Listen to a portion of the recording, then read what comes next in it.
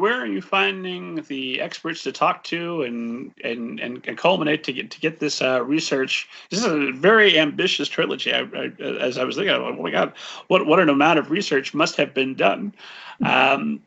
So yeah, where do you do your research, and how much time do you spend with it? I spend an exorbitant amount of time, and you do a lot of begging. You do a tremendous amount of begging. Tom Carbone at Florida State University made the mistake of answering an email that said, "Help, please." And then, just an extraordinary gentleman and an extraordinary amount of guidance and patience. But, for example, on Say Her Name, Craig O'Connor from the New York Coroner's Office, Chief Medical Office, was one of the people to take a tremendous amount of time. And then part of what we were discussing, I don't remember if it was earlier or in this current conversation, I literally had a series of events that were going to unfold in Say Her Name. I mean, they were all here. They, in my mental outline, I had an absolute set of events that would unfold. And I spoke to a gentleman named Dr. Michael Blakey, who, again, you talk about the graciousness of people. As I was going through some of my understanding of the African burial ground, and therefore what could be done in Seneca Village in New York, and my understanding of a very specific plot point. Let's just say he blew it to smithereens. And I just said to him, I said, what do you mean? What do you mean? And, I provided you with an opportunity for a creative solution. But what I had to do was literally say in the book, you think this is going to be this, don't you? Well, it's not, Sid. This is not going to be this, because this one, and I literally had to incorporate it because the information was so stunning to me, because we all watch television and we all see certain things unfold and we all just assume, and this revolves around, with no secret, it revolves around DNA. We all assume we are all sort of savants about it on the surface. And I did not understand something we're just going to say below the surface, which I was enlightened on. And I had to make a decision. Did I want to stay on the surface and cheat my way through the book? Or did I want to understand the lesson I was being handed and use that to inform the second half of the book? And that was what I chose. But it was a, let's just say we were in that latter third of the book. And so, I don't want to. I guess better to get that news than after you finish it. It's out and people are leaving you nasty reviews. This was it. It was one of those things. So the kindness and generosity of people to help you be good is amazing. So how? You said he's the chief coroner for New York. I assume not that's the chief coroner, he's in the chief medical examiner's office. He is in the coroner's division of New York. Gotcha. I assume he's got a full plate. So when you reach out to somebody, do you say, "Hey, this is Stefani Deoul. I will answer all your questions about Anthony Michael Hall"? Do you say, "I will we'll have lunch together"? How do you get them to come out and be so giving with this information? Mostly I just say, this is who I am, and I'm writing this book, and I have 5 minutes of your time. And most people are very gracious about 5 minutes, and I explain. And what I say to them is, I don't need you to plot the book. But if I send you something, can you take a look at what I'm sending you? And one, tell me if I'm correct, and two, any thoughts that come, I'm completely open to hearing. And I think that's the part that becomes, I will call it the partnership of that piece of information in the book. I am familiar with some of the libraries in New York, some of the New York public libraries. I have a lot to say about the lions in front of the one that everyone knows. But in this particular case, I needed a different branch of the New York Public Library. And I called and I spoke with Michelle Commander, because I had questions about one of the oh my gosh, I just lost the word, but one of the museum's collections that they have. And I had a question about how it would work. And I couldn't go in because I wasn't in New York, and I couldn't go in to ask it. So I called, and Michelle Commander generously took the call. And then I said, well, I have you on the phone. Can I ask you a question? If you were to want to have a private conversation in the library, like where could you go? And she took me through the whole layout of the library. When I wrote on A LARP, which involves, springboarding off the balcony in the library, I called the New York Public Library information and got on the phone and said, okay, this is what I'm trying to do, and I want to make sure that I'm looking at your site map correctly. And literally went from room to room. And the gentleman that was on the phone said, no, you can't get from that room to that room. And I told him what I was looking at. He said, no. He said, what you're missing is, and so people are very, but I think the object is, I think most people like to help somebody's sincere journey. My advice to anybody who's going to try to duplicate that is do your work first.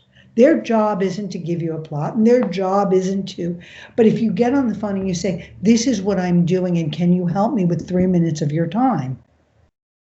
Most people will help you with 3 minutes of your time. And if you're open to what they have to say, they will take you to the next person, even if not by name. They will say, this is the topic you need to go research. And it's sort of how you build it. You build it from person to person to person. And then in between the people, is an immense amount of reading. When I did Say Her Name, which, as I mentioned, deals with, the historic slave trade in New York, the amount I have learned about, as I say, places like Seneca Village. I mean, for all that I knew about from growing up in New York, I had no idea. And that was part of my journey, becomes part of their journey. They have no idea because I'm also learning it. And so from person to person, people would say, did you read about this? Do you know about that? And I would say, gee, no, I don't, but I would go do that research. I did not ask them to give me that research. I would go do that research. And then if you have a question on it, somebody's absolutely happy to give you 5 minutes and answer it. They want you to be right. They want you to be good because you are reflecting what they do. Well, that's how exciting. I mean, how often do you get to answer questions that specific and take part? I mean, everybody wants to write a book, even if they're vicariously writing it through you and helping out in some small way, right? So I got to speak to a woman who has been the Central Park historian for, photographer and historian for, I think, 40 years now. And I thought, but it might be 35. What an amazing job to have been the photographer of Central Park for all those years. As I'm hearing you describe all of this effort you put into things, one, I wonder, and this is a question that I'm forever wondering in the back of my mind, is when you do that amount of research for something that you don't know, and you're literally talking to the person who might be the only reader that would know you're not right on that fact, is it the satisfaction of just knowing that you were correct, that you had it right from the start? And then I'll wait to ask my second part of that. I think most writers are curious. So I think there's a joy in discovering things, but I also think there's a real obligation. I think there is an obligation to do the work. I think when you read, and I know certainly I have, when you read a book where people do things for convenience, you are responsible for, in essence, perpetuating that myth. And so when somebody reads my book, I don't want somebody to dismiss it because it was convenient. I want somebody to be able to say, when I wrote the carousel, because that's almost the easiest one in some ways, I literally learned everything that went into building a carousel.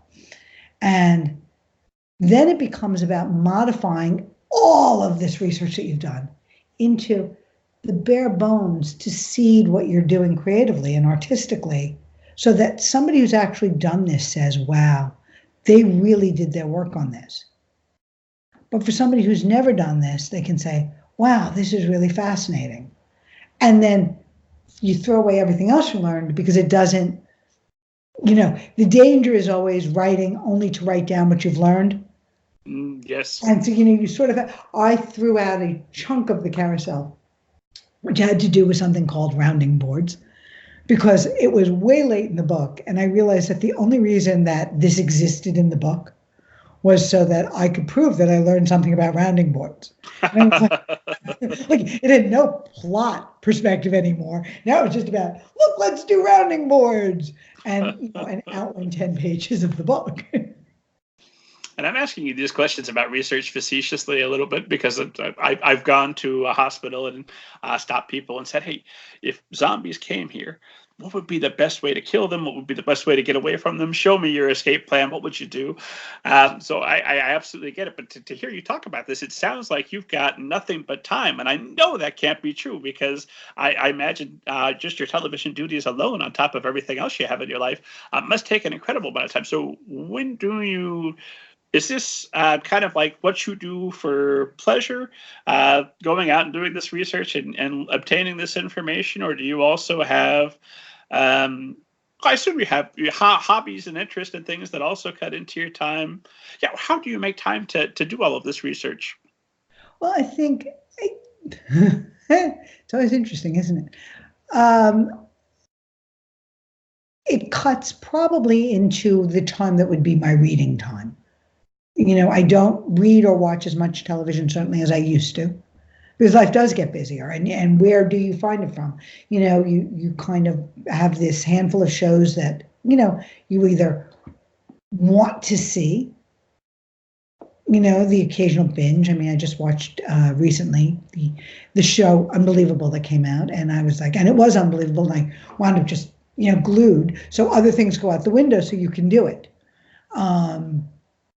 So I think it comes into some of that time without question. You trade off a few things there. I was a voracious reader, and sadly cannot read anywhere near as much as I used to, because because there are only so many hours in a day. It is finite. I also think, though, that the advantage I have, I'm going to say, in sort of not outlining and living internally with a lot of things, is, you think about it when you're doing other things that you do. I think about it when I walk and I bike. So, I can be on a bike ride and thinking about working this out. The research for me, though, is part of the joy of what I do. So you just make time. You just love the glory of knowledge. Am I hearing that right? No, because that sounds really hoity-toity. And it's not that. I think it's that, because other things I could actually really care less about. I think it's the hunt for the morsel. I mean, there's probably a reason why I write mysteries. It's the hunt for the morsel, the thing that's going to make this story. I don't know if urgent's the right word. I don't know. It's not something that necessarily any reader will know but me. But it's the hunt for that morsel, that moment of saying, oh, that's sweet, that's good. And I think that's what it is. I don't think it's about, because knowledge in general, somebody once accused me of having a deplorable lack of curiosity, actually, because they would be like, isn't this great? And I'm like, whatever. But, you get on the hunt, like, this is the story you're going to tell, and you're on that hunt, and all of that knowledge has a place and a home, and you're looking for that morsel. And I think that it's fun. That makes sense to me. I absolutely identify with that. That desire to know about the one thing I really want to know about, and other stuff. Maybe there'll be a story involved at some point that I want to know about that, but not right now. Right. It's kind of like when you're in there and you're bugging people about something, you're looking for that one thing in the zombie culture that's going to say, aha, now I have a smart zombie. The other thing that bugs me about myself is this obsessive tunnel vision I get sometimes where I really want to know everything until the book's done, and then I kind of set everything I knew, not away forever, but it's not at the front of my mind. So like if you talked to me while I was writing about the Book of David, I would have sounded like Richard Dolan, my favorite UFO historian, going on and on about flying saucers. And I didn't at that time know who the name of my senator was, but by God, I could tell you who had seen what UFO and when and where in the area. And then, of course, you finish the book. It's not necessarily practical to walk around with all of that information all of the time, because really, how often does it come up except when I ask people about flying saucers? So you set that aside. And now, okay, what's the next thing? What can I learn next? And I learn everything that there is to possibly to satisfy me, probably not everything that there is to know, to where I can give myself an unofficial Rob Masters certificate of knowledge in that thing. I know what I need to know to get the story done and to feel like I've done it. But then it's on to something else that I wonder is that it's very useful for writing and for getting stories done, but also how somewhat impractical, because there is lots of other information that while I'm tunnel visioning, I could be taking in, and my brain just hasn't been that way. Do you find that to be true, or am I just rambling? We're not rambling. I'm fascinated because, of course, it is so true. A friend of mine once said, somebody asked her how she could know the words to every show tune ever written. She said, "It's where math should be," and I love that answer. I think it's true. I think we have this little, this little storage vat for this book, and then we fill it to capacity, and hopefully the book is out by that point, and and it needs to be cleared for the next adventure. I think it's the nice part is, again, it becomes part of you. I mean, I could still probably discuss a carousel in more detail than people would need to know, but in general, I don't need to know that information. And, but life is always full circle, and at the oddest times, it will come back and be useful for different things. But it is true, we spend a tremendous amount of time. This is the plot, this is what we need, this is what we need. And then we're done, and, you don't need to know it anymore. But if we've done it well, the key parts of it are all incorporated in our work. And so there's a piece of it that always stays with you. Oh yeah, the best part's what you polished away everything, and this is the gem that I've saved just for me and to share with the world. Yeah, absolutely. So you don't lose it. It just, it's time for a new tunnel vision.